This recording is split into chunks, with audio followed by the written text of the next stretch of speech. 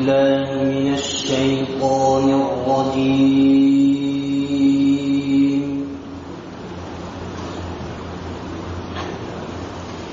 بسم الله الرحمن الرحيم.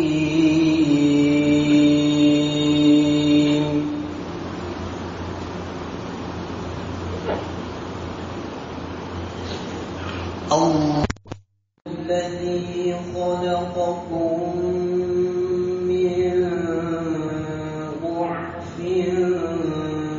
ثم جعل من بعد ضعف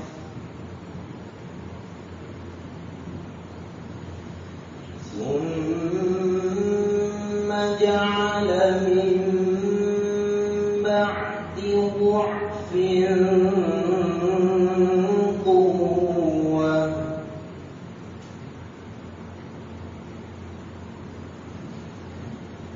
ثم جعل من بعد قوة ضعفا وشيبا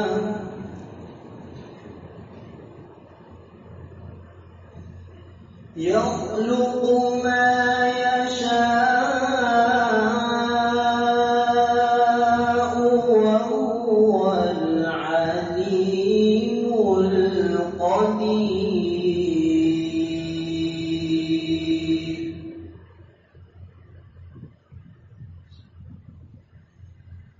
ويوم تقوم الساعة يقسم المجرمون ما لبثوا غير ساعة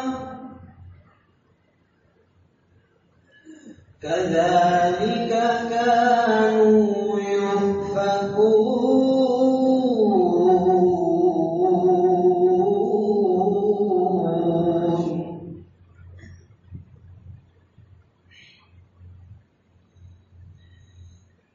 وقال الذين أوتوا العلم والإيمان لقد لبثتم في كتاب الله إلى يوم البعث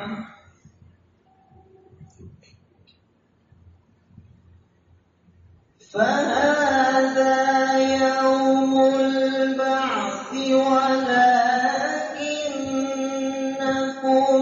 كنتم لا تعلمون.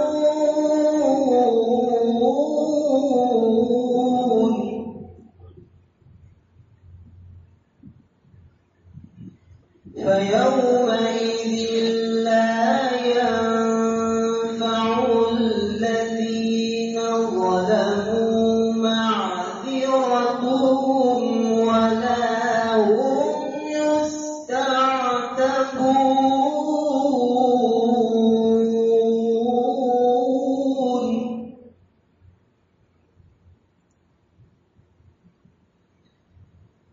ولقد ضربنا للناس في هذا القرآن من كل مثل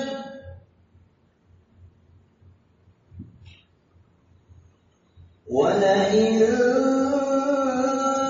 جئتهم بآية ليقولن الذين كفروا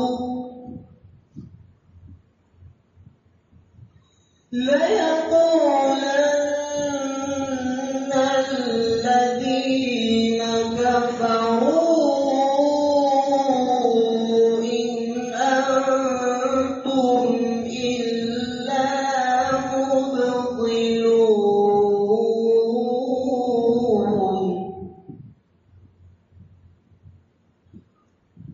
كذلك يطبع الله على قلوب الذين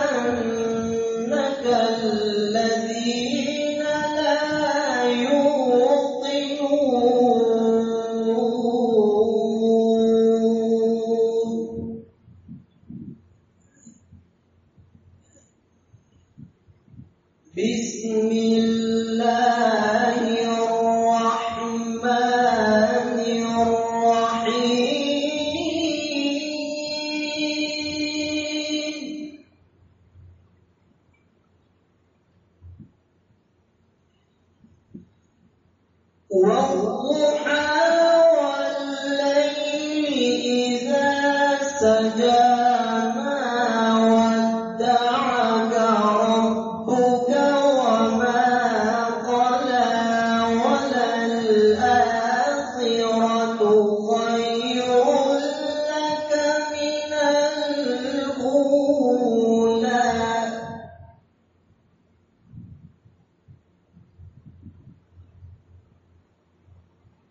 ولسوف يعطيك ربك فترضى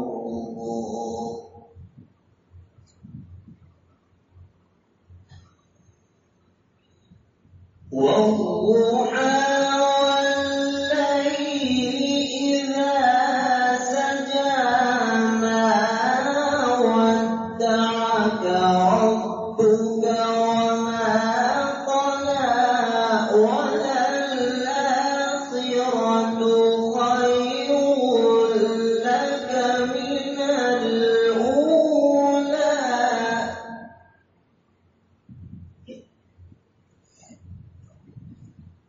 ولسوف يعطيك ربك فترضى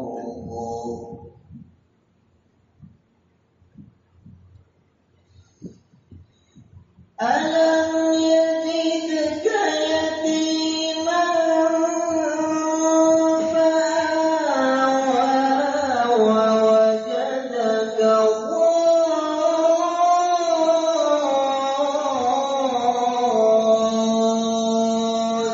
ضالا فهدى ووجدك عائلا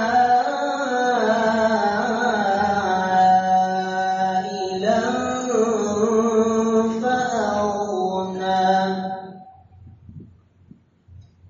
فأما اليتيم فلا تقهر وأما السائل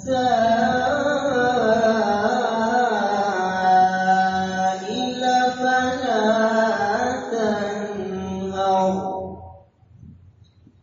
وأما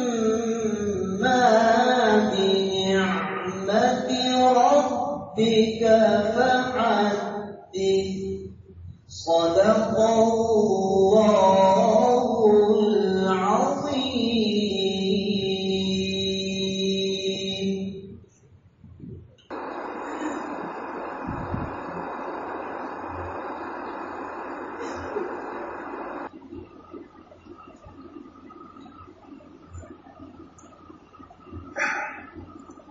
نحمده ونصلي على رسوله الكريم اما بعد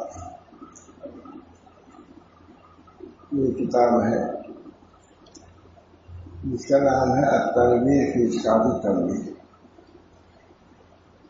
یہ عربی میں کتاب تھی. حضرت حاجی امداد اللہ رحمۃ اللہ علیہ شیخ العرب اعظم حضرت وہاں تھانی رحمۃ اللہ علیہ کے پاس آئے، لیکن وہ بھی بسلسلے اصلاح و تربیت مکہ معظمہ میں حضرت حاجی صاحب کی خدمت میں گئے تھے.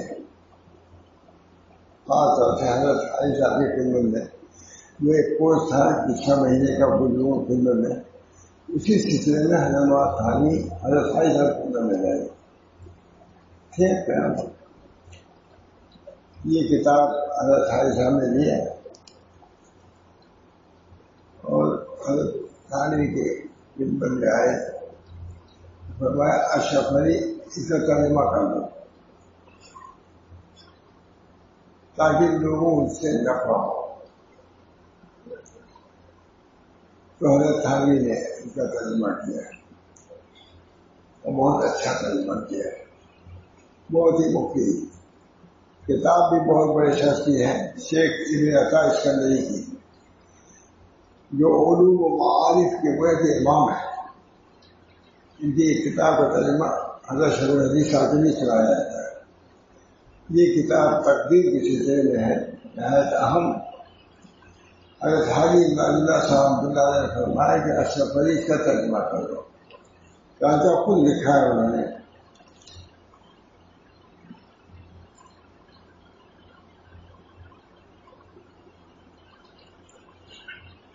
بہت اچھے.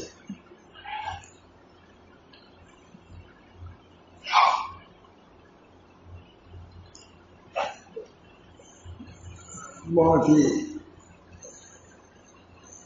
ہی خواہش تمنا سے بہت ہی نجازت سے حضرت حاجی صاحب نے فرمایا کہ سفری کا تجربہ کر لو تاکہ لوگوں کو فائدہ ہو. حضرت حاجی نے کا تجربہ کیا. اب بہترین تجربہ ہے. اب اس کے بعد ہی بات کرو تو تبھی ہو جائے گی. بعد اندر شیخ لکھ رہا ہے ان کی جو ان کا خطبہ اس کا ترجمہ یہ ہے. بعد ہم جو صلات کے اے بھائی اس بات کو جان لے اللہ تعالیٰ تجھے اپنے عاشقوں میں کر دے. یہ لفظ ہی اتنا عمدہ ہے. شیخ صاحب کتاب نے عربی میں لکھا لہذا تھاوی کا ترجمہ یہ کر رہے ہیں.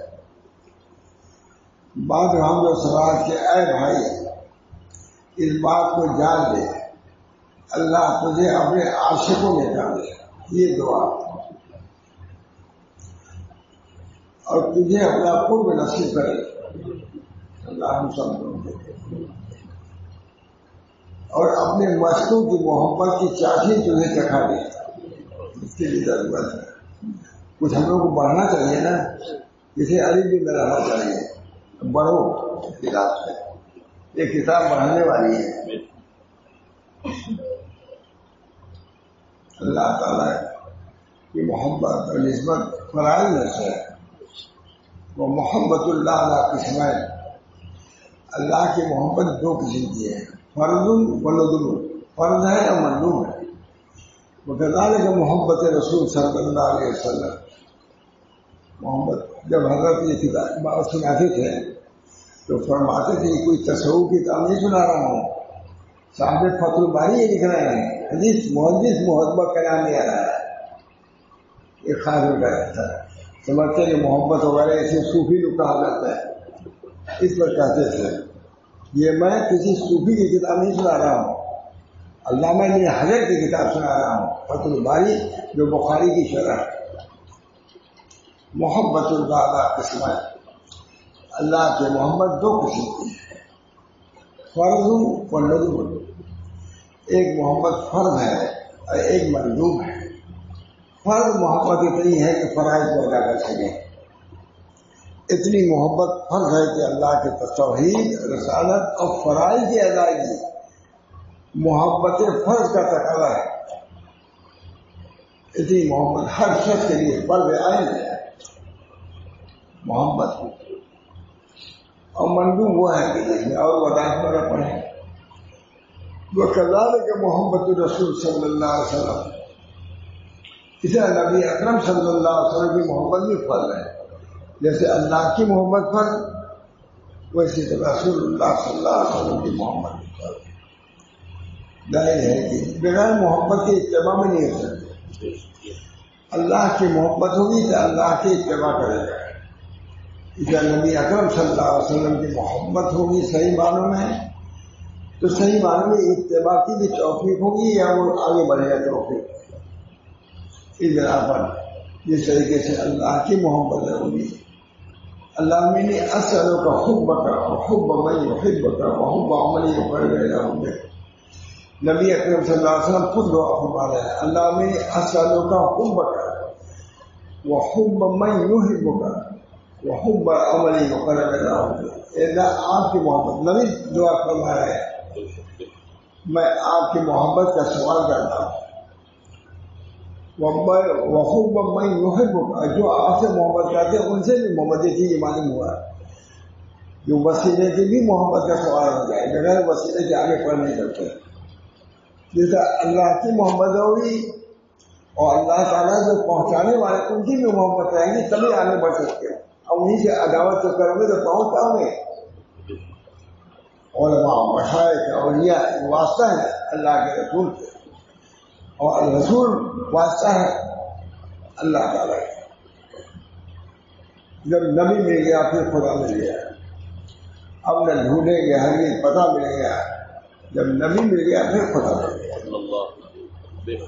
مشائخ بھی نبی تک پہنچانے کی ذمہ دار ہے. مشائخ کی ذمہ داری ہے کہ وہ رسول تک پہنچائے, اپنے تک نہ رکھیں. یہ حضرت کی بات ہے. پھر مشائخ کو چاہیے کہ اپنے تک نہ رکھیں, بڑھاؤ آگے حضور تک, حضور خدا تک پہنچا دیں گے. تمہارا کام, بنیادی کام یہ ہے مشائخ کا, اللہ کے رسول کو پہنچا دیں. اب نہ ڈھونڈے کہ ہر چیز پتہ مل گیا, نبی مل گیا, پھر خدا مل گیا. اس طرح پر نبی تک کا پہنچانا مشائخ کا کام ہے. پھر نبی کی ذمہ داری خدا تک پہنچائے تو اسی لیے آئی ہے. اس طرح پر مشائخ کو بھی اپنا مرتبہ سمجھنا چاہیے. کیا ہے تمہارا مرتبہ؟ تم کو کہاں تک اجازت ہے؟ تم کو یہ اجازت نہیں ہے کہ کسی مرید کو اپنے تک رکھو, نکالو, رسول تک پہنچاؤ. رسول پہنچائے گا خدا تک. یہ حضرت زندگی بھر یہی کرتے رہیں گے, ماشاء اللہ یہی کرتے رہیں گے. کیونکہ سامنے ایک ستون تھا, جیسے ہوتا ہے کہتے دیکھو شیخ کو پکڑنا ایسے ہی جیسے ستون کو پکڑنا ہے. شیخ کو پکڑ ہی کے رہ جاؤ, خدا تک اللہ کے نہ پہنچو. اس ستون کے پکڑنے میں اور شیخ کے پکڑنے میں کوئی فرق نہیں ہے. جیسے اس کا پکڑنا بیکار ہے, اسے اس شیخ کا پکڑنا بیکار ہے جو خدا تک اور رسول تک نہ پہنچ جائے. چھوڑو اسے چاہیے زبردست تقریر کرتے. یہ فرما رہے ہیں. بعد مجھے یہ لفظ بہت پسند ہے مجھے. بعد ہم تو سلاد کے اے بھائی, اس بات کو جان لے اللہ تعالیٰ تجھے اپنے عاشقوں میں کر دے. کیا گھومے پھر رہے ہو, کس کے پیچھے دوڑ رہے ہو؟ مشتاق کے مجانی کوئی ہے, حد کوئی ہے. خواجہ محمد معصوم کہتے ہیں اے جوان مستعدان, اے جوانان مستعدان, اپنی جوانی کو نیچے کی چیزوں میں فنا نہ کرو, خدا سے کرو نہ کرو. جوانی کو خدا کی محبت میں صرف کرو. تم کو اللہ تعالیٰ نے یہ جوہر دیا ہے جو تم کو خدا تک پہنچائے گا, اور تم نیچے کی چیزوں میں اس چیز کو ضائع کر رہے ہو. اس کے بعد تمہاری بہتری ہو ہی سکتی ہے. میں جوانان مستعدان سے کہتا ہوں, حضرت لکھتے ہیں خواجہ محمد, میں جوانان مستعدان سے کہتا ہوں کہ اپنی جوانی کو فضول خرچ نہ کرو, اللہ کی محبت میں صرف کرو تاکہ خدا تک پہنچ جاؤ. میرے دوست اس بات کو جان دے, اللہ تجھے اپنے عاشقوں میں کرے. مجھے بہت اچھا جملہ لگا جو اردو میں ہے, عربی میں دیکھا ہے. عربی میں ڈھونڈ لیا میں نے, مکہ معظمہ میں ڈھونڈوایا. 1 بجے رات کو کتاب عربی والی مل گئی اس کو. 1 بجے رات مکہ میں مل جائے. ہمارے پاس ہے عربی میں ہے, جو اردو والی ہے. میں نے کہا جب ہے اصل عربی زیادہ بہتر ہے. اب میں دیکھوں گا کہ انہوں نے کیا لکھا, عربی عبارت کیا ہے. حضرت تھانوی سے لکھ رہے ہیں. حضرت تھانوی کے بارے سے تو سمجھتے ہیں وہ خشک موڈ لکھے ہیں. ارے وہ تو بہت کرتے ہیں. اللہ کی محبت میں بالکل فرق ہے, اللہ رسول کی محبت میں فرق ہے. ذرا متبع سنت باقی متبع سنت. حضرت تھانوی متبع ہر چیز میں اتباع سنت کا خیال وہ ترجمہ کر رہے ہیں. بعد حضرت سلاد کے اے بھائی لکھ رہے ہیں. اس بات کو جان لے اللہ تجھے اپنے عاشقوں میں سے کر دے, اور تجھے اپنا قرب نصیب کر دے, اور اپنے مستوں کی محبت کی چاشنی تجھے چکھا دے. مستوں کو ترجمہ کیا, ہم سمجھتے ہیں مستوں میں بازاری میں لوگ کرتے ہیں. مستوں سے کہاں ترجمہ کرتے ہیں؟ حضرت تھانوی ترجمہ کر رہے ہیں. لفظ مست ہو گئے ہم سب لوگ. مستوں کے لفظ سے ہم لوگ سب مست ہیں, الحمدللہ. مست ہو جاتا مستوں کے لفظ سے کرتے ہیں. اور اپنے مستوں کی محبت کی چاشنی تجھے چکھا دے, اور ہمیشہ تجھ کو اپنے وقت میں رہ کر اعراض اور روک ٹوک سے مطمئن کر دے. اپنی خدمت میں رکھ لیا. تم کو کوئی بھی جب چاہو آ جاؤ. بزرگوں کے ہوتا ہے نا, جب چاہو آ جا. 2.5 سال کا ماتھا نہیں, جب چاہو تم آ جاؤ. تو اللہ تعالیٰ فرما دیتا ہے کہ ہماری قیمت جب چاہو تم آؤ، تم سے اجازت دیتا ہے. جس نے اللہ سے تعلق پیدا کر دیا. خلوت اغیار، خلوت اغیار نہ اغیار. خلوت جو ہوتی ہے اغیار سے ہوتی ہے، یار سے نہیں ہوتی. یا میں دوست اغیار دیتا ہوں. خلوت اغیار نہ اغیار. خلوت جو ہوتی ہے اغیار سے ہوتی ہے، یار سے نہیں ہوتی. اللہ نہ کہ ارادہ روک ٹوک سے مطمئن کر دے. اللہ تعالیٰ روک کر تم جب چاہو آؤ، تمہارے لیے اجازت. اور اپنے ان بندوں سے تجھے کر دے جن کو اسے بیان اسلام کے ساتھ مخصوص فرما دیا. تم مسلم ہو، اسلام کی شہادت اس نے دے دیا، اب تم مطمئن ہو، کوئی تم کو روک ٹوک نہیں ہے. جب چاہو ہمارے دربار میں آؤ. اور ان کو اپنے انوار تجلیات سے مشرف پا کر دلجوئی کی. جب کہ یہ سمجھ کر شکستہ دل ہو گئے تھے ان آنکھوں سے دیدار نہیں ہو سکتا. تعلیم دیدار سے کہاں ہم کہاں دیدار خدا بندی. یہ اللہ تعالیٰ نے ان کو مطمئن کیا تم ہمارے ہو، تم کو دیدار کی اجازت ہے. ان کے لیے دروازے باغ قرب کے کشادہ فرما کر، ان کے لیے دروازے باغ قرب کے کشادہ فرما کر ان کے قلوب پر اپنے قرب کی خوشبودار ہوائیں چلا دے. ہم بات کرتے ہیں ہمارے باغ میں آؤ، خوشبوئیں ہیں، قرب کی خوشبو ہے، عبادت کی خوشبو ہے. لباس ان کی بھی بہت قسمیں ہیں. ایک لباس ہے ابدیت کا، ایک لباس ہے عبادت کا، اور ایک لباس ہے تسلیم کا، اور ایک عبادت ہے محبت کا. ہمارے کتنے لباس کتنے بات پہنے ہوئے ہیں، جتنی خصوصیات اتنی عبادت اللہ فرماتے ہیں. ان کے لیے دروازے باغ قرب کی کشادہ فرما کر ان کے قلوب پر اپنے قرب کی خوشبودار ہوائیں چلا دی. لکھا آگے لکھا ہے بہت بڑے ادیب نے دیوبند کے کہ یہ اس کتاب کا ترجمہ موافقہ نہیں کر سکتے تھے. اور میں نے ایک جگہ بیان کیا، ابھی جہاں مجھے رحمان صاحب تھے، میں نے کہا دیکھو مدرسے میں جہاں بھائی صاحب سمجھ رہے تھے کہ اشرف علی اس کا ترجمہ کر لیں گے. یہ نہیں کہ کرو گے کہ نہیں کرو گے، کر سکتے یہ کچھ نہیں. اشرف علی اس کا ترجمہ کرو. ماں تھانی حالت کی اصطلاحی عالم نہیں تھے، لیکن سمجھے کہ ہمارا خلیفہ جو ہے ہمارا شاگرد بلا تکلف بھی ترجمہ کر لے گا. تم تو کہا انہوں نے. میں نے کہا آج ہر طالب علم کو چاہیے ایسی کتابوں کے ترجمے کی اصطلاح پیدا کرے. مدرسے میں وہ کیا کرتا ہے کہ ترجمہ کیا تھا اسی، اور اس کے مدرسے کا اشرفیہ ہے بھی. میں نے اشرفیہ کے طور پر کہہ رہا ہوں، حضرت حاجی صاحب کو اتنا اطمینان تھا کہ اشرف علی اس کا ترجمہ کر لیں گے. اسی طرح ہم میں سے ہر اس کا کوئی یقین تم لوگوں متعلق ہو، جو کتاب ہم دیں گے ترجمہ کر لیں گے. جو ترجمہ کرنے میں ڈر سکو ترجمانی.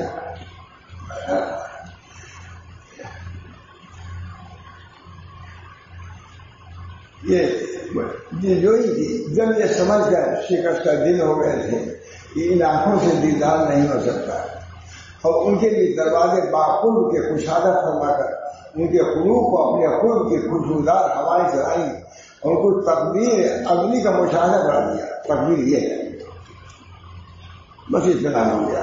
تقدیر سے مطمئن کر دیا، کیونکہ تقدیر پہ اطمینان بہت کم لوگوں کو ہوتا ہے. بھائی اللہ کا فرمایا کہ مجھے تقدیر پہ اطمینان ہے، مشاہدہ صحابہ پہ اطمینان ہے. تین چیزیں کہ تقدیر پر مجھے صبر ہے، ٹھیک. اور مجاہدہ صحابہ مشاہدہ صحابہ میں لوگ بہت اشکال ہوا، بہت ہی گمراہ ہو گئے. کچھ مشاہدہ صحابہ جو ہے اس میں بھی بہت سی حکمتیں ہیں. ہمارے شیخ الحدیث صاحب نے بیان کیا، سبھی علماء بیان کرتے ہیں. تو وہ کہتے ہیں کہ ہم کو اطمینان ہے. اگر حاجی صاحب کہتے ہیں کوئی شرح صبر ہے کہ جو صحابہ میں جنگیں ہوئی ہیں اس کا کوئی خاص مرض ہے، وہ اللہ جانتا ہے، ہم کو اس کے پیچھے پڑھنے کیا ضرورت ہے؟ یہ ایمانیات کا تھا۔ ان لوگوں نے اپنا کلی اختیار اس کے حوالے کر دیا اور ان بزرگوں کو ظاہر کر دیا کہ ہمارے کام میں ہماری مہربانی، ہمارے کام میں ہماری مہربانی پاشیدہ ہوا کرتی ہے۔ پوشیدہ کام کو دیکھ، ظاہر کو نہ دیکھو۔ تقدیر جو ہے تمہیں کیا کیا تمہاری مسئلہ ہیں تم نہیں سمجھ سکتے۔ اس کے معلوم ہونے سے انہوں نے جھگڑا لینا چھوڑ دیا۔ جب یہ سمجھا کہ اللہ تعالیٰ نے سب کچھ خیر ہی ہمارے لیے کیا ہے تو پھر اس میں کیوں لڑے جھگڑے؟ بالکل صلح کر دیا سب سے، اور اس کے حکم کے مطیع ہو گئے اور ہر کام کو اوپر بھروسہ کرنے لگے، کیونکہ وہ سمجھ گئے کہ مقام رضا جب نصیب ہوتا ہے تو اللہ تعالیٰ کے حکم پر راضی ہے۔ مقام رضا کا مطلب یہ ہے کہ اللہ تعالیٰ کے جو احکام اس پر راضی رہو، اس پر روزہ رہو، روزہ توڑ دو توڑ، مقام رضا۔ سورج ڈوبنے کے بعد تم اب بغیر کھانے سے کھاؤ، مقام رضا یہ ہے، خدا کی رضا سے اب کھاؤ۔ شہری کو دیا کہ رضا کی چیز دیکھا اب نہ کھاؤ، ہر وقت آگے ہم ابدیت کا ظہور افطار کے وقت ہوتا ہے۔ ہمارے بزرگوں سے ہم نے سنا بہت، ابدیت کا پورا ظہور جو ہوتا ہے افطار کے وقت ہوتا ہے۔ کھانا موجود، بھوک موجود، پیاس موجود، نہیں کھاتا ہے۔ ہمارے وہاں محمد جو کہتے ہیں حضرت ہو گیا چھوڑو، ہمارا سمجھوا ہے مسجد میں جب اذان ہوئی تب کھولیں گے، ہم اس سے پہلے نہیں کھولیں گے۔ بہت یہ ہوتا روز ہوتا ہے، کہتے وہ کھولیں گے۔ مقام ہے اللہ تعالیٰ یہ ہے انقیاد، یہ ہے ابدیت۔ جو اللہ کہے اس راضی، اسی میں مزہ بھی ہمارا بہت بہت زبردست ہم نے کہا رکھنا۔ مقام رضا جب نصیب ہوتا ہے اللہ تعالیٰ کے حکم پر راضی ہوتا ہے، اور جان گئے کہ کھلا کھلا بندہ ہونا جب میسر آتا ہے کہ اس کی تقدیر کو مان لیا جائے۔ صحیح معنی میں بندہ اسی تک ہوگا جب اس کی تقدیر کو تسلیم کر لو۔ تقدیر خدا ہے۔ بس اے بندے اغیار و قدرات سے محفوظ رہتے ہیں، بس ایسے بندے جو تقدیر کو مان لیتے ہیں، ایسے بندے اغیار اور قدرات سے محفوظ رہتے ہیں۔ مان لیا اسی کو، جو کچھ آتا ہے وہ سب ہر جو خیر ہو۔ جیسے کسی نے کہا حوادث کو ان تک کہاں تک ان کے ہاتھ میں پہنچے آیا ہے، اس پر اللہ تعالیٰ کا حکم جاری ہوتے ہیں اور وہ لوگ اس کی عظمت کے آگے دبے رہتے ہیں۔ جو کچھ اللہ کی طرف سے ہوتا ہے اس کے پیچھے دبے رہتے ہیں، تسلیم جو کچھ اللہ کی طرف سے آتی ہے۔ آج بہت سی چیزیں ہم لوگوں کے سامنے ہیں، بس یہی سمجھے کہ تقدیر ہے، اس پر راضی رہنے میں بھی ہمارے لیے خیر ہے۔ تقدیر ماننا اور اس کے لیے جو تدبیر ہے اس کے لیے اجازت ہے، لیکن تقدیر کو مقدم رکھو۔ اس کی پوری کتاب خلاصہ یہی ہے، تقدیر خدا ہے۔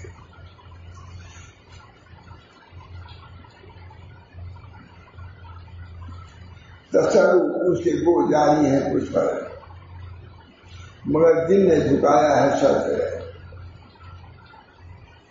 رسائی کے سامان اللہ تعالیٰ فرماتے ہیں، اور رسائی کا سامان پیدا کرے، سب سے زیادہ چھوڑنے اور منہ بوڑنے کے قابل تدبیر ہے، جو اصل میں مقابلہ تقدیر ہے۔ تقدیر کے اختیار کرنے سے منع نہیں کرتے، تقدیر پہ اتکال اور بھروسہ نہیں ہونا چاہیے، بس یہی ہے کچھ سمجھنا ہے۔ تقدیر سب کرو، سب بہت دکھائی پر تقدیر سب کرو، لیکن بھروسہ اللہ تعالیٰ کی تقدیر پر رکھو۔ جب تقدیر اس کے خلاف آئے تو راضی رہو، بس یہ ہے پورے طریقہ دین کا پورا خلاصہ یہی ہے۔ تقدیر ساتھ ساتھ ہے، تقدیر کا ذکر بھی ہے۔ تقدیر کو مانو، تدبیر کرو، لیکن تقدیر پر جب چاہیے تقدیر الگ الگ کر لے گی۔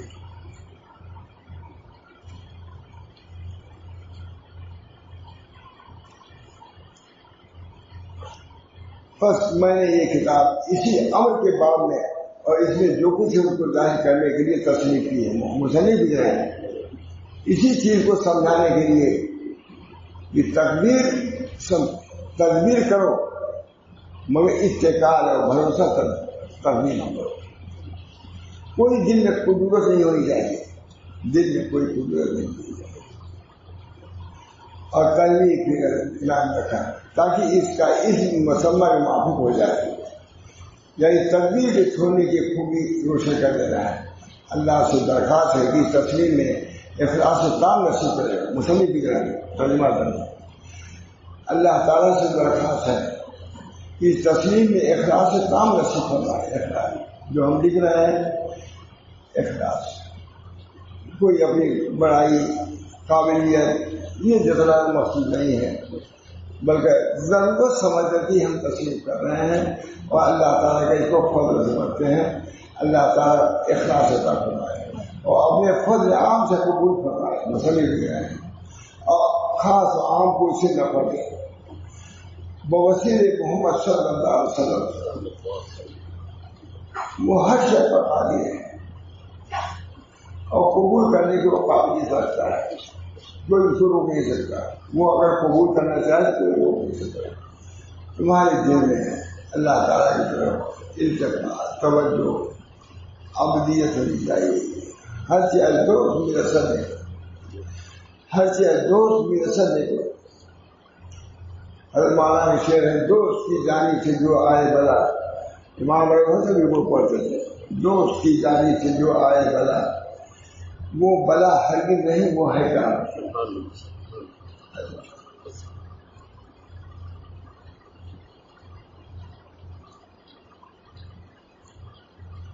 آج چل لے آئے ہیں تھوڑا سا ترما کر لیتا ہوں. پہلی آج لے آئے ہیں یہ وہی کتاب کا حصہ ہے. فلا وربک لا یؤمنون علیہ. اللہ تعالیٰ نے قرآن شریف میں فرمایا قسم ہے تیرے رب کی. فلا وربک، فلا وربک قسم ہے تیرے رب کی، وہ لوگ ایماندار نہیں ہوں گے جب تک اپنے اختلافات میں تجھ کو محمد صلی اللہ علیہ وسلم کو حاکم نہ بنائے. پہلی آیت ہے، کام کیا ہے، بہت خراب کیا ہے. جب تک قسم ہے تیرے رب کی وہ لوگ ایماندار نہیں ہوں گے جب تک اپنے اختلافات میں تجھ کو محمد صلی اللہ علیہ وسلم کو حاکم بنائے. پھر تیرے حکم سے دل تنگ نہ ہو، جو ہمارے تنگ دلی نہ ہو جائے اور اس حکم کو تسلیم کرے. اور فرمایا اللہ تعالیٰ نے تیرا رب جو چاہتا ہے پیدا کرتا ہے، وہ مختار ہے، مخلوق کو کچھ اختیار ہے. اللہ جل شانہ مشرکوں کی شرک سے پاک و برتر ہے. فرمایا اللہ تعالیٰ نے کیا انسان کو اس کی ہر آرزو مل جاتی ہے، پر خدا ہی کی ہے دنیا اور حکومت جس کو چاہیے زندہ. اللہ ہی کی دنیا بھی ہے اور آخرت بھی ہے. اس کے اختیار میں جتنا جس کو چاہتا ہے دیتا ہے. اس میں کسی کو لڑنے جھگڑنے کی یا ناگواری کی بات ہے.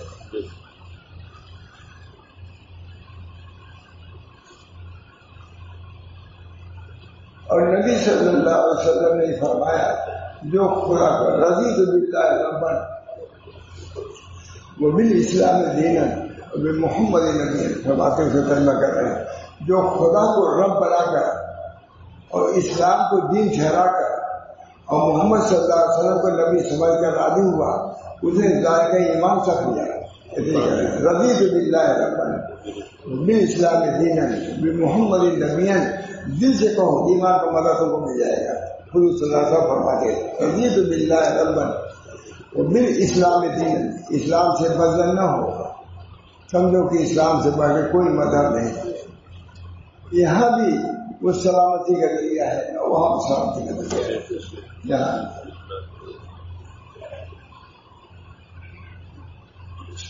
نبی صلی اللہ علیہ وسلم نے فرمایا اللہ سے راضی رہ کر اس کی عبادت کرو.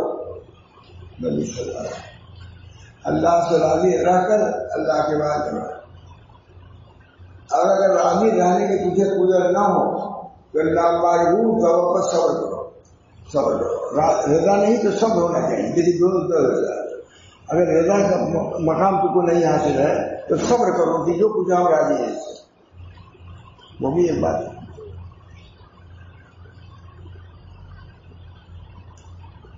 اس لیے کہ صبر میں بہت خیر ہے.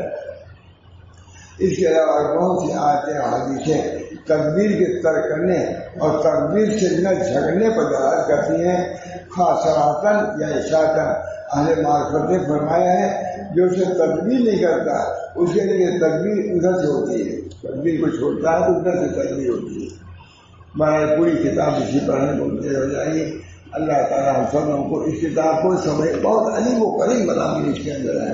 میں تو ایک سال سے سنا رہا ہوں, ایک سے ختم ہی نہیں ہو رہی یہ کتاب, ختم نہیں ہو رہی ہے. اللہ تعالیٰ نے اس کتاب میں علوم و معارف بھر دیا. کہا دیکھو نفس 3 قسم کے ہیں, امارہ, لوامہ, مطمئنہ. امارہ وجہ برائیوں کا عمل کرتا ہے, لوامہ وہ ہے جو توبہ بھی کرتا ہے, اور مطمئنہ یہ ہے کہ جو عبادت سے اپنے مطمئنہ ہو گیا. کہاں دیکھو امارہ کو کبھی اللہ نے خطاب نہیں کیا نہ لوامہ کو. جب نفس مطمئنہ ہو گیا تب اس سے اللہ کہتا ہے یا ایتھا النفس المطمئنہ ارجعی الی ربک. یہ ہمارا کسی لاگ نہیں ہے, نالائق ہے. امارگی میں جب تک نالائق بڑھو آگے بڑھ مطمئنہ ہو جا تو اللہ تم کو خطاب کرے گا یا ایتھا النفس. بہت ان کا لکھا ہے, بہت زبردست لکھا ہے. یا ایتھا النفس المطمئنہ ارجعی الی ربک راضیۃ مرضیہ فادخلی فی عبادی. اب تمہارا یہ جگہ نہیں ہے, اب تم آگے بڑھو. بہت دنوں تک ہمارا بھی رہے, لوامی کے رہے, سب مجاہدہ کرتے ہم مطمئنہ تک پہنچے. اب یہ تمہارا مقام نہیں ہے, اب رجوع کرو.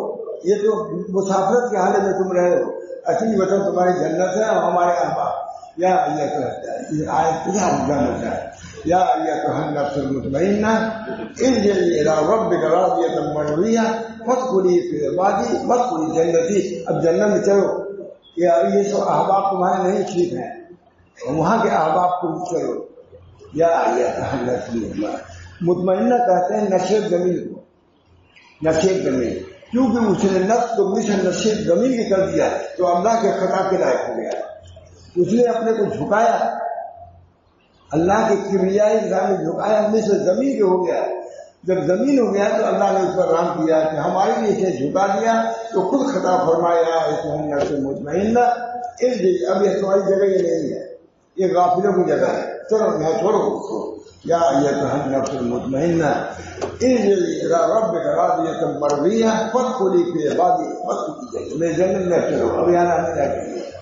اس وجہ سے ہم لوگ کوشش کرنا چاہیے نا رمضان میں ہمارا نفس مطمئنہ ہو جائے. اسی لیے سنایا ہم نے کہ یہ نہیں کہ ہمارا تھا, ہمارا ہم بھی ہیں. لوامہ ارے بڑھو آگے.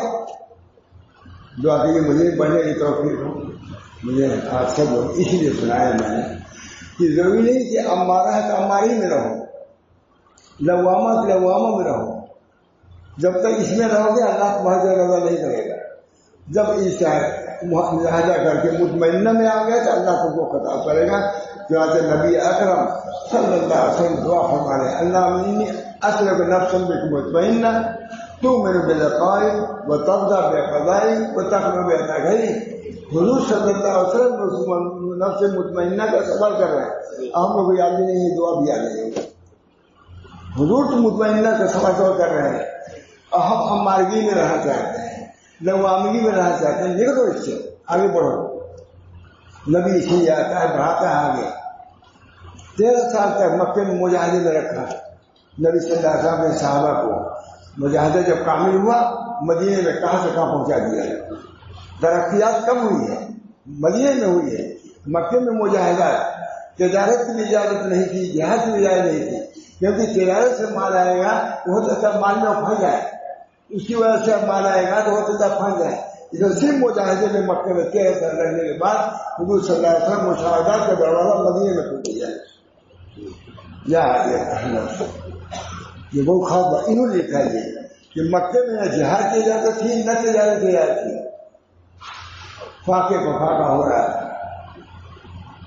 حضور بھی چپ, لوگ نہیں سمجھے, وہ مجاہدے میں دور تھا. کیونکہ ہو سکتا ہے اس زمانے میں اگر تجارت ہوتی ہے, مال آتا تو ہو سکتا ہے اس میں پھنس جاتے, مال ہی نہیں آیا کہ وہ دوسری طرف توجہ کر سکے. اور جب مدینے میں آئے پھر بادشاہ میں اتنا ہے کئی کروڑ ایک صحابی کو مال ہے، ابھی ہے اس میں کئی کروڑ روپیہ ایک صحابی کو حاصل ہے، لیکن مکے میں نہیں، مدینے میں ہوا۔ مدینے میں مجاہدات کا نتیجہ دنیا کے اعتبار سے ملا، یہ صحابہ مالدار ہو گئے۔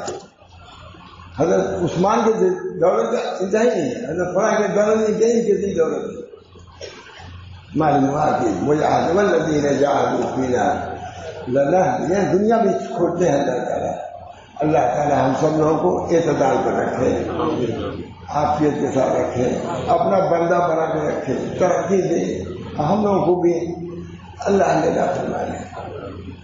بالوں نے کہا کہ یا ایھا النفس المطمئنہ، یہ جو ترکیسن میں جو وضو ہے ان کی زندگی میں سنایا گیا تھا، کسی نے سنا تھا، یا ایھا النفس المطمئنہ، جو اللہ والے ہوتے ہیں ان کو زندگی میں سنا دیا جاتا ہے، یا دعا کرو ہم لوگ یا ایھا النفس المطمئنہ، یہ لوٹو اپنے ہم نہ رہو، یہ ڈاکٹر کا چکر میں نہ رہو، ادھر ادھر کرو، چلو آگے بڑھو، یا ایھا النفس المطمئنہ ارجعی الی ربک راضیۃ مرضیہ، تم راضی رہے ہمارے احکام سے تو ہم راضی ہوئے تمہاری اطاعت سے، اب ہم انعامات سے تم کو نوازیں گے، ہم کو تم نے طاعت سے خوش کیا تو ہم تم کو انعامات سے نوازیں گے۔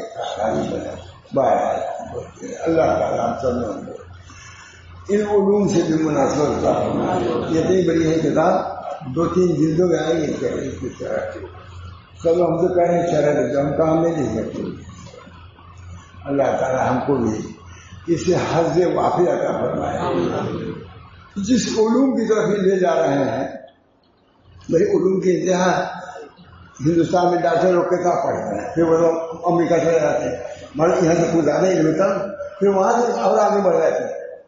معلوم ہوا کہ اس علم کی جو انتہا نہیں ہے مولانا ڈاکٹری کے اور اس سے کہ اس علم کی جو خدا کا علم اس کے کوئی حد ہو سکتی ہے؟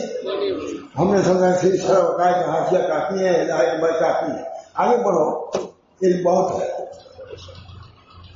وہ علم حاصل کرنے کی کوشش کرو۔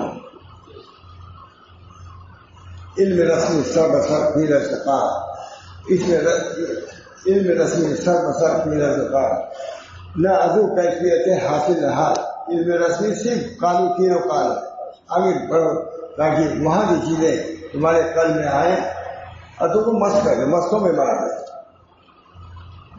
اللہ تعالیٰ سب کو توفیق دے۔ وآخر دعوانا الحمدللہ رب العالمین۔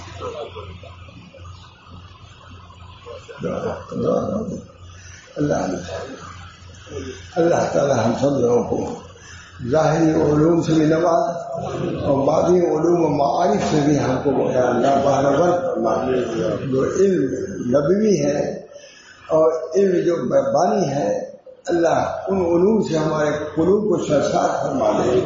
اس علم میں بہت مزہ ہے، بہت لطف ہے، اللہ تعالیٰ اس علم سے ہمارے قلوب کو حال اس کا پیدا فرما دے اور اس علم سے ہمارے قلوب کو شاد فرما دے۔ اللہ تعالیٰ اس علم کے جو درجات ہیں اس سے ہم کو آگاہ فرما دے اور اس علم سے جو حالات اور کیفیات پیدا ہوتی ہیں اللہ تعالیٰ ہم کو بھی اس سے مسرور اور محظوظ فرما دے۔ ربنا تقبل منا انک انت السمیع العلیم برحمتک یا ارحم الراحمین، محمد سیدنا نبی کریم صلی اللہ تعالی علیہ وسلم۔